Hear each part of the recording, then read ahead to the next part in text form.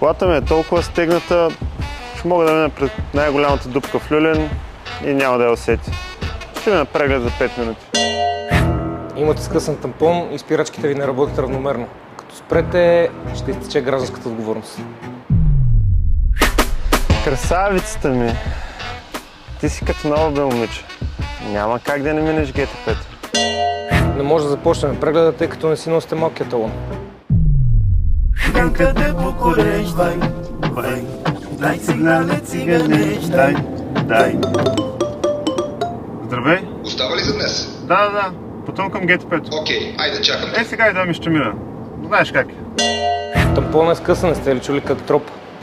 Къде покореш, Ако искате и вие да не изпадате в подобни ситуации, проверете състоянието на автомобила си преди прегледа. Очакваме ви в ГТП БГ.